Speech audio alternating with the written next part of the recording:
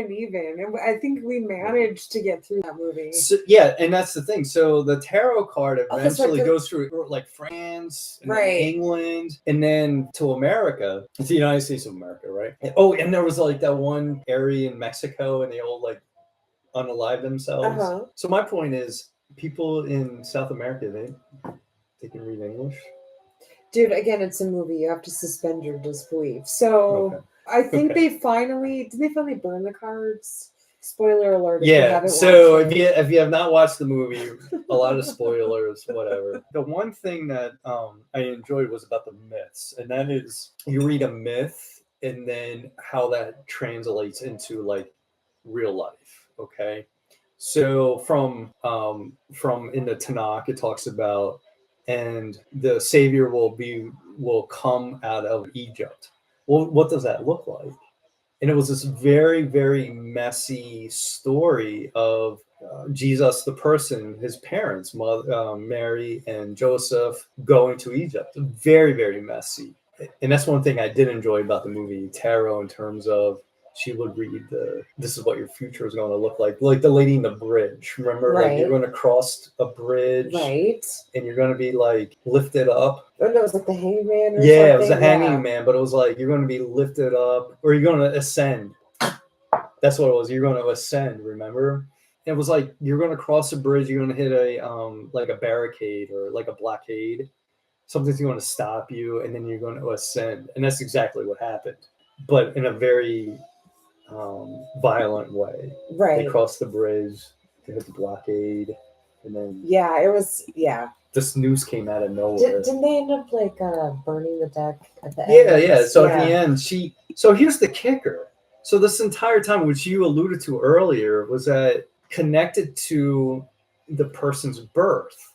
So when the protagonist was like, "Oh, you're born, October. You're a Taurus. When you're born Taurus, what year is that?" That's May. May, okay. So in May or whatever, right? So to reverse the curse, she had to read I'm going to call her a witch, but okay. Whatever. Read the cards in reverse. And she had to read her tarot. Okay. But here's the kicker. How did she know when she was born? Oh. Right? So the evil spirit had to reverse the cards. I know Aaron's laughing in the background, right? Yeah, I'd be laughing too. And the main character who knows all about the tarot cards and everything, it was all around the, what do you call that? The horoscope? Yeah. And the horoscope's based around like when you're born. Right. It was nonsensical. Like you can incorporate your astrology. Like they were trying to combine astrology and tarot with this cloth where it was like this it's basically this astrological wheel with the pentagram. Was there a pentagram too? I don't think so. Or no, not the pentagram, the Wiccan the star. Wheel of the Year. What are you talking about? Yeah, I don't think so. Anyway, it was the constellations. And so I think in the movie she was like allegedly starting in whatever birth month, maybe, and then going around and putting a card in each house on the astrological wheel, and then there was the 13th card to represent the final outcome. And the 13th was like how they were going to die. Basically. Yeah, it was how they were going to die.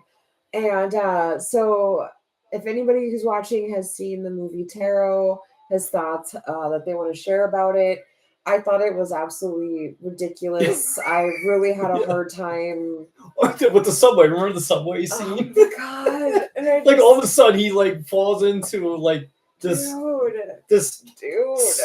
the subway that didn't even exist. Like I don't even know. I'm just gonna end that with like I just thought Tarot was ridiculous. I didn't want to watch it. I finally did. It didn't enrich my life at all. If you see a deck of cards in a shelf in a room that says "Don't enter," I mean, so obviously shenanigans will ensue. You can hire me to get rid of the curse or the demon if you want. But there will be a demon. But there will be a demon. Beelzebub will show up. So, but that's. I can hear that, but I don't think people want to. So if I'm going to take anything out of this movie as a Christian, right? Right. Don't use the tarot cards owned by someone else. Yeah, that's Okay. the basic premise. That's the rule. Yeah. How do you know what tarot deck is right for you? And that's a really good question. I say go with what resonates with you for the artwork. A lot of people start with the Rider-Waite deck because that's what got popular. And The there's what deck? Rider-Waite, the Rider-Waite deck. It's kind of like the gold standard, so to speak. Thank you. Of decks. It's the one that people generally start out with. One? It's like all yellow. There's like yellow everywhere in it. Yellow and Now, white is like old school. When people ask me whether or not they should start with the Rider-Waite, I'm like, well, on the one hand, there's a lot of websites that are going to give you information about the symbolism in that deck. So if you're new when it comes to learning about symbols and building those associations in your mind for the purpose of divination, the Rider-Waite can be a great deck to start out with because there's a lot of resources to learn about those symbols. However, a lot of people find they grow out of that deck very fast because they get bored with the art. So I recommend starting with a deck where you really like the artwork and then taking the time to learn the symbolism of that, because that will only help you with other decks you might pick up later on. Now, I have a little bit of a collection of decks. Modest, not like huge, but it will be a library probably one day because I love art and I love having different decks to work with, because every different kind of art is going to give you a different vibe as far as like what kind of energy is going to come through the cards. And so I have decks that I work with specifically for just contacting the ancestors. That deck for me is the Santa Muerta deck. I have a deck that's for like general use. You're welcome, Alicia. I have a deck that's for general use. That's the golden